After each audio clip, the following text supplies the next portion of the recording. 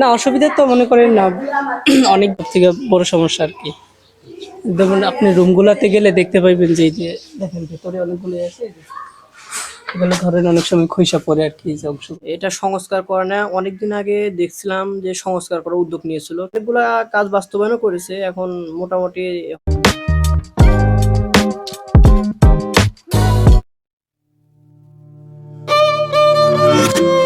ঐতিহ্য অনুসন্ধানে বরাবরের মতোই হাঁটছি পুরান ঢাকার। বাংলার এই আদি অঞ্চলটি ঐতিহাসিকভাবে খুব সমৃদ্ধ। এখানে একসময় দেশ বিদেশের ব্যবসায়ীরা এসে বসবাস শুরু করেন, তৈরি করেন দৃষ্টিনন্দন ভবন। রক্ষণের অভাবে স্থাপনাগুলো হারিয়ে যাচ্ছে, সেই সাথে হারাতে বসেছে সোনালী ইতিহাসের গল্পগুলো।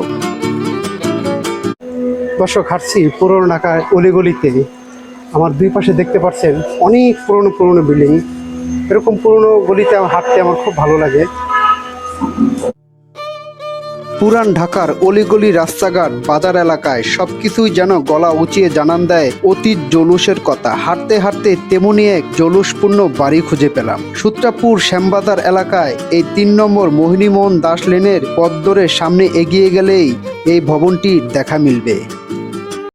পর্দায় আপনারা সেই বাড়িটি দেখতে পাচ্ছেন, এর নাম মঙ্গল আবাস। একে তো জরাজীর্ণ ভবন, তার উপর আবার সাইনবোর্ডে ঢাকা। সব মিলিয়ে দেখে বোঝার উপায় নাই যে একটা সময় এটি ছিল ঢাকার অন্যতম বিলাসবহুল বাড়ি। দর্শক, এই মুহূর্তে আমি আছি মঙ্গল আবাস অথবা মঙ্গল নিবাস। দর্শক, মঙ্গল আবাসটি বাড়িটি আপনাদেরকে ঘুরিয়ে দেখাবো এবং এই সম্পর্কে নানান তথ্য এই ভিডিওতে তুলে ধরবো। আশা করি সম্পূর্ণ ভিডিও ধরে আমার সঙ্গেই থাকবেন। মঙ্গল আবাস ভবনটি ৩ তলা, কিন্তু বর্তমান নির্মাণ শৈলীর ৫ তলার সমান। এটি নির্মাণ করেন যতীন্দ্র কুমার সাহা। তিনি ছিলেন জমিদার, ঢাকার বাইরে ছিল তার জমিদারি। বেশ আমোদী লোক ছিলেন বলে জানা যায়।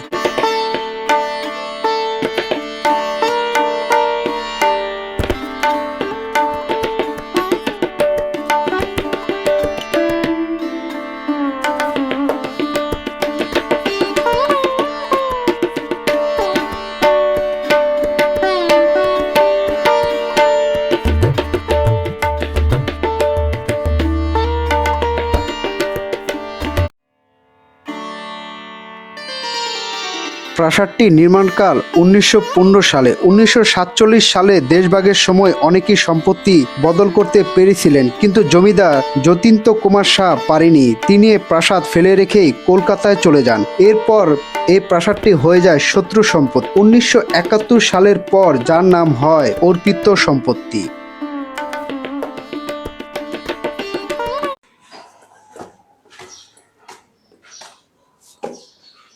ছাদের উপর যাওয়ার চেষ্টা করতেছি, একদম উপরতলায় উঠতেছি আমি এখন।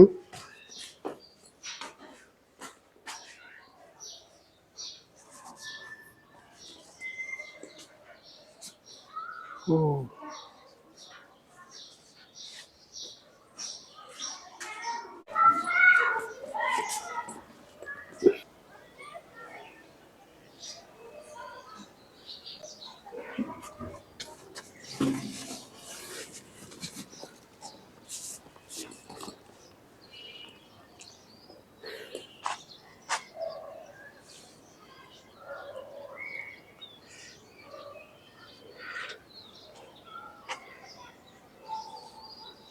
দর্শক, এই ছাদেই কিন্তু বেশ কিছু নাটক এবং সিনেমার দৃশ্য ধারণ হয়েছিল।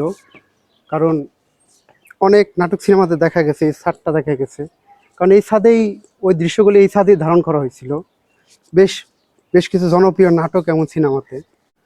আর এইখানে 2টা গম্বুজ দেখা যাচ্ছে, এই দেখতে পাচ্ছেন, এই যে একটা গম্বুজ আর ওই যে একটা গম্বুজ দেখা যাচ্ছে।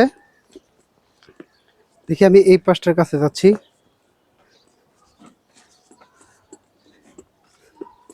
এই গম্বুজটা নিচের ছোট দেখা যায়, কিন্তু বিশাল একটা গম্বুজ। এর বাড়ির বয়স 100 বছর পেরিয়ে গেছে। না, অসুবিধা তো মনে করেন না। অনেকগুলো আছে, যেমন ধরেন এই যে দালানের ইগুলা খইসা পড়ে অনেক সময়। তারপর হইতেছে ধরেন বাথরুমের ব্যবস্থাগুলো এত বেশি ভালো না। এই জিনিসগুলোই সব থেকে বড় সমস্যা আর কি। যেমন আপনি রুমগুলাতে গেলে দেখতে পাইবেন যে এই যে দেখেন ভেতরে অনেকগুলো আছে, এগুলো ধরেন অনেক সময় খইসা পড়ে আর কি, এই যে অংশগুলো দেখছেন। বেশিরভাগ রুমে, অনেক রুমে বৃষ্টির সময় পানি পড়ে। তারপরে হচ্ছে মনে করেন এই জিনিসগুলোই প্রধান সমস্যা আর কি। আচ্ছা, এটা কি সংস্কার করা দরকার? সংস্কার তো অবশ্যই দরকার। আমাদের যে মনে করেন এই ক্যাম্পাসের যে বড় ভাইরা আছে, তারপরে যারা ছাত্র নেতা আছে ভাইরা তো মনে করেন প্রচুর চেষ্টা করতেছে, বা ওনারা অনেক উদ্যোগও নিছে, অনেকগুলা কার্যক্রম হয়েছে। হয়তো বা আপনি ঢোকার সময় দেখছেন গেটটা, এটা কিন্তু ছিল না, এটা ওনাদের উদ্যোগে দেওয়া হয়েছে। তারপর হইতেছে মনে করেন এই টাইপের আরো অনেকগুলো বিষয় আছে, যেমন বাথরুমে এখন যেমন দেখতেছেন তার থেকে অবস্থা আরো খারাপ আছিল। সবার সমন্বয়ে ফাহিম ভাই আছে, তারপর হইতেছে আরো অনেকে আছে, ওনাদের সমন্বয়ে মোটামুটি অনেক কাজ হয়েছে আর কি। বাইরে হয়তো বা আবদার করার পরবর্তীতে কলেজ থেকে দেওয়া হয়েছে আর কি। এছাড়া কলেজ থেকে মানে ওইরকম ভাবে কোনো আলাদা কোনো বাজেট বা এরকম কিছুই হয় না আর কি। এটা তো কবি নজরুলের আন্ডারে না? হ্যাঁ হ্যাঁ, অবশ্যই কমিউনিস্ট পুরোটাই। বৃষ্টি হলে তো পানি পড়ে নাকি ভিতরে? বৃষ্টি হইলে যে বললাম আপনাকে যে অধিকাংশ রুমে পানি পড়ে, হাতে কোনো এক দুইটা রুম, এই যে ওদের রুমটা দেখতে পারবো, ওকে জিজ্ঞাসা করলে পাবেন আর কি। এটা কি প্রতি রুমে পানি পড়ে নাকি ভাই? হ্যাঁ, আপনার হচ্ছে উপরতলায় প্রত্যেকটা রুমে আর কি পানি পড়ে ছাদ থেকে। এটা কি সংস্কার করে না কেন বলতে পারেন? এটা সংস্কার করে না, অনেকদিন আগে দেখছিলাম যে সংস্কার করার উদ্যোগ নিয়েছিল, কিন্তু এখানকার কিছু স্থানীয় মানুষ এটা বাধা দেয়। তারা হচ্ছে গিয়া এটা ঐতিহ্য হিসেবে রাখার জন্য মানে তারা আন্দোলন করে দেয়, এক প্রকার এই কাজটা হচ্ছে স্থগিত হয়। এবং পরবর্তীতে আমাদের বড় ভাইরা যারা ক্যাম্পাসে ছিল তারা এই উদ্যোগ নিয়েছে এবং অনেকগুলা কাজ বাস্তবায়নও করেছে। এখন মোটামুটি হলে যে পানি পড়ে এই জিনিসটা এখন বাস্তবায়ন করলে পরে মোটামুটি ঠিক হতে পারে। যেমন আবার টয়লেট নাই, ওই সাইডেও আবার সমস্যা দেখা দেয়। আচ্ছা, সংস্কার করেও তো ঐতিহ্য ধরে রাখা যায়, তাই না? হ্যাঁ, তা যায়, কিন্তু এই জিনিসগুলা আসলে পলিটিক্যাল ভাবে আগে যখন ছাত্রলীগ ছিল তারা অনেক বাধা দিছে, এখন তারা হয়তো নাই।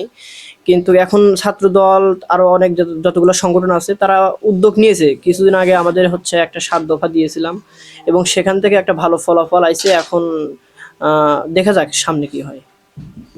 কাগজপত্র ও ইতিহাস ঘেটে জানা যায় বিভিন্ন সময় সরকারি প্রতিষ্ঠান ও সাংস্কৃতিক ক্লাব ভবনটি ব্যবহার করছেন। মুক্তিযুদ্ধের কিছু আগে থেকে কবি নজরুল কলেজের ছাত্রাবাস হিসেবে ব্যবহার হচ্ছেন। পরে ভবনটির নামকরণ করা হয় মুক্তিযুদ্ধের শহীদ এই কলেজের ছাত্র শামসুল আলমের নামে। এখানে প্রায় 35টি কক্ষে প্রায় 150 শিক্ষার্থী থাকেন।